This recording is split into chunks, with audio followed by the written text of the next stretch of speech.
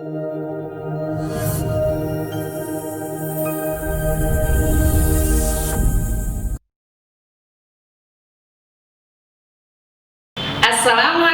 warahmatullahi wabarakatuh.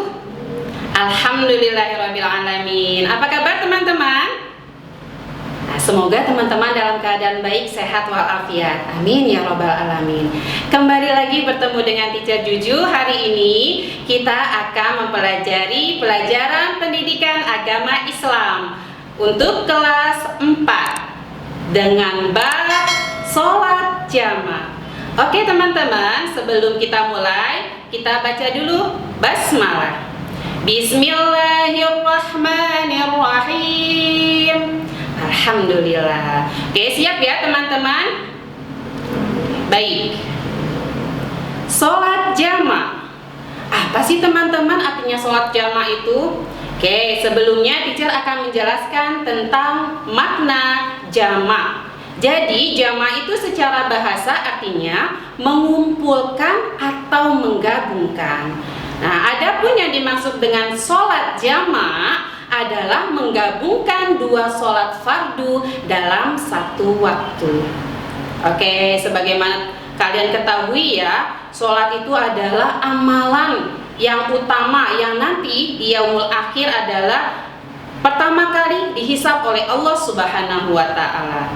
Oke teman-teman, ya kembali pengertian sholat jamaah. Jadi teacher ulang lagi ya. Sholat jamaah artinya menggabungkan dua sholat fardu dalam satu waktu. Misalnya mengerjakan sholat zuhur dan sholat asar pada waktu zuhur atau sebaliknya. Oke teman-teman, ya diperbolehkan menjamak sholat itu dalam keadaan apa aja sih?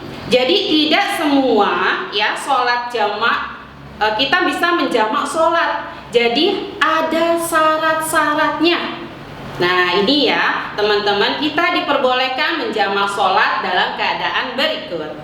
Yang pertama, ketika sedang melakukan safar atau perjalanan jauh. Oke teman-teman, apa sih yang dimaksud dengan perjalanan jauh? Nah, kesepakatan para ulama, perjalanan jauh itu sekitar kurang lebih ya teman-teman 81 km atau perjalanan yang menghabiskan waktu sehari semalam. Nah, itu termasuk kategori perjalanan jauh ya teman-teman. Baik, yang kedua, ketika berada di Arafah dan Muzdalifah, yaitu pada saat menunaikan ibadah haji. Oke, yang ketiga, tatkala kita mengalami sakit. Nah, tetapi tidak semua sakit ya teman-teman. Ketika kita sakit dalam kondisi yang parah, nah teman-teman boleh melakukan sholat jamaah. Oke, sampai di sini teman-teman paham?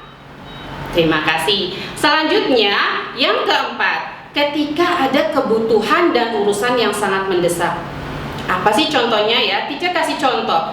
Seorang dokter ya, seseorang yang berprofesi sebagai dokter, misalnya dia pada saat itu ingin melakukan operasi, ya kan, operasi yang besar gitu ya. Gak mungkin dia ketika azan berhenti dulu operasinya, tidak mungkin. Nah, dokter tersebut boleh menjamak sholatnya. Ya, dia sudah niat untuk menjamak sholatnya ketika ingin melakukan operasi. Nah, itu suatu kebutuhan urusan yang sangat mendesak. Itu boleh ya melakukan sholat jamaah.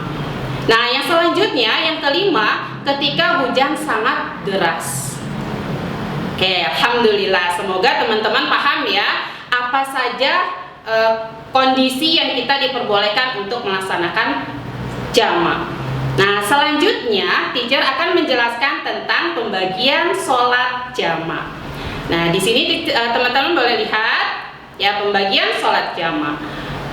Jamaah itu terbagi menjadi dua. Yang pertama jamaah takdim, yang kedua jamaah takhir. Nah, teacher akan menjelaskan satu persatu. Apa sih jamaah takdim itu? Jamaah takdim adalah menggabungkan dua sholat fardu di waktu sholat yang pertama. Misalnya sholat zuhur dengan sholat asar dikerjakannya pada waktu zuhur. Nah, itu disebut jamaah takdim. Atau contoh, sholat maghrib dengan sholat isya dikerjakan pada waktu maghrib. Nah, itu juga termasuk jamak takdim. Yang kedua, jamak takhir, yaitu menggabungkan dua sholat fardu pada waktu sholat yang kedua. Misalnya, sholat maghrib dan isya dikerjakan pada waktu isya.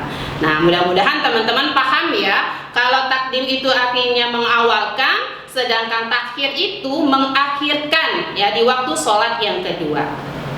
Oke, kita lanjut ya.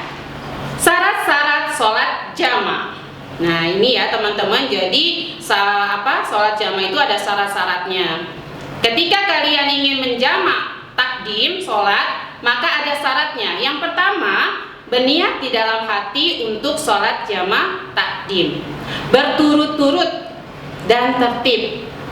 Teacher, apa sih maksudnya berturut-turut?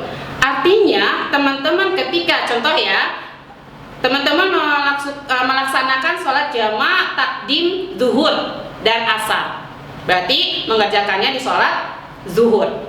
Nah, ketika teman-teman sudah sholat zuhur 4 rakaat, takbiratul ihram sampai salam, teman-teman langsung mengerjakan sholat asar. Nah, itu maksudnya berturut-turut, tidak dijeda ya, tidak dijeda dengan zikir apapun. Oke, insya Allah paham ya teman-teman. Yang kedua, syarat sholat jamak takhir, yaitu berniat di dalam hati sejenak waktu sholat yang pertama. Yang kedua, masih berada di perjalanan hingga akhir waktu sholat yang kedua. Yang ketiga, menjaga adab-adab sholat berjamaah, misal dimulai dengan azan dan iqomah. Nah, mudah-mudahan teman-teman paham semuanya ya. Nah, untuk kalian lebih bisa memahami, teacher akan memberikan contoh ya, memberikan contoh tata cara sholat jamak takhir, sholat maghrib dan isya. Artinya berarti teman-teman melaksanakan sholat maghrib di waktu sholat isya. Bagaimana caranya? Yang pertama, teman-teman berniat menjamak sholat maghrib dengan jamak takhir. Ya, tidak perlu dilafazkan, insya Allah ya. Semuanya paham ya, karena itu tuntunan Rasulullah. Yang kedua, takbiratul ihram. Dan selanjutnya teman-teman sama seperti sholat maghrib 3 rakaat seperti biasa. Kemudian teman-teman salam. Nah, ketika salam, teman-teman langsung berdiri lagi dan berniat sholat yang kedua, yaitu sholat isya. Takbiratul ihram, sholat isya 4 rakaat seperti biasa, kemudian salam. Nah, itu ya teman-teman tata cara sholat jamak takhir. Semoga teman-teman ini paham sampai di sini. Oke? Ya, alhamdulillah. Kesimpulannya ya teman-teman, ketika teman-teman ingin melaksanakan sholat jamak dan telah memenuhi syarat sahnya, itu adalah rukhsah atau keringanan yang Allah berikan kepada kita. Karena apa teman-teman? Rukhsah atau keringanan yang diberikan Allah agar manusia tidak meninggalkan sholat fardu dalam keadaan apapun ya. Sebab Allah tidak menghendaki kesukaran kepada hambanya. Oke, teman-teman masih ingat nggak surat Al-Insyirah ya? Fa inna ma'al usri yusra, inna ma'al usri yusra ya.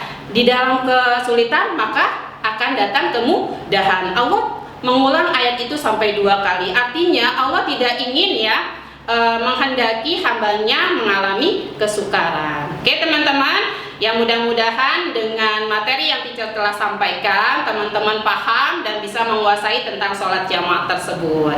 Oke teman-teman, sip. Oke, sebelum teacher akhiri, marilah kita membaca hamdalah bersama.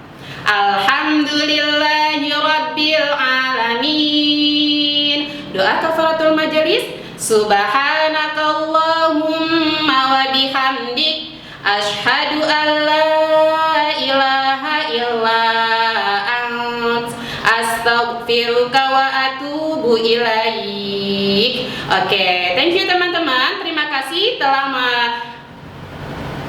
menonton video ini. Jangan lupa like, comment, and subscribe. Dan jangan lupa ya teman-teman, share kepada teman-teman semua.